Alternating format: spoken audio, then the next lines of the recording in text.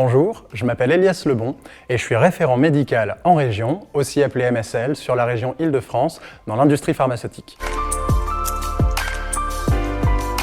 J'ai suivi des études en pharmacie à la faculté de Lille et j'ai notamment suivi la filière Industrie-Recherche et j'ai complété ma formation avec un Master 2 en recherche clinique à la faculté de médecine de Montpellier.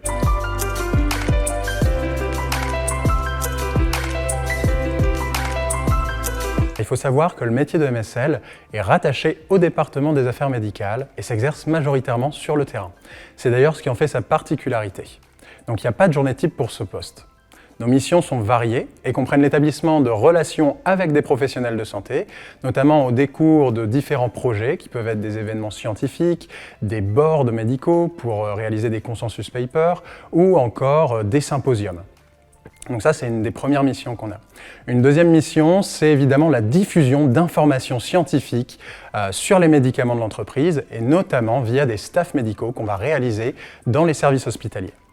Une troisième mission qu'on peut avoir, c'est évidemment le soutien à la recherche clinique. Et là, on va intervenir sur les différentes phases, donc allant de la visite de sélection jusqu'à la visite de mise en place, en passant par la phase de recrutement jusqu'au suivi de l'étude. Enfin, nous sommes tenus de participer à des congrès médicaux qui peuvent être internationaux ou régionaux. Et donc là, c'est hyper important pour nous de pouvoir assister à ces temps forts puisqu'on peut rencontrer les experts tout en étant en contact avec les données scientifiques et médicales.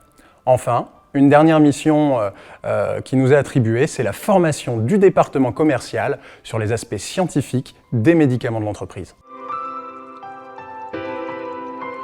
Les interlocuteurs sont généralement des médecins, des chercheurs, des pharmaciens, des infirmiers, des infirmières et tout un tas d'autres de professionnels de santé.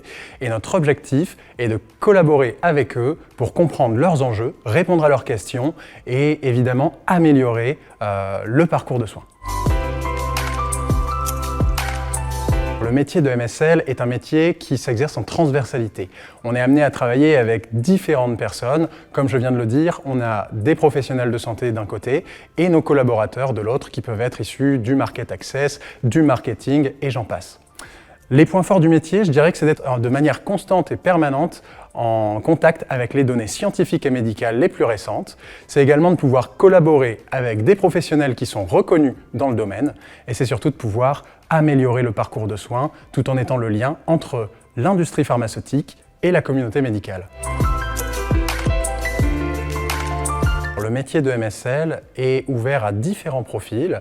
Il peut très bien être ouvert pour des profils de doctorants, de médecins ou encore de pharmaciens, ce qui engage à avoir un solide bagage scientifique, qui est la première compétence à avoir.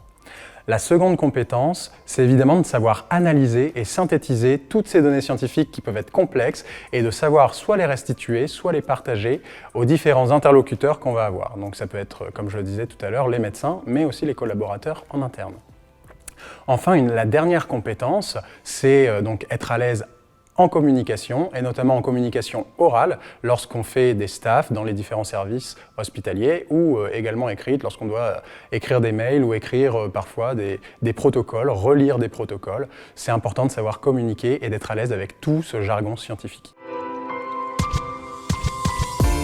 C'est un métier qui est en perpétuelle évolution. Je dirais qu'aujourd'hui, on a un nouveau profil de MSL qui émerge et donc on est plus amené à travailler sur des produits, sur des molécules qui sont en cours de développement et donc les missions sont un peu différentes.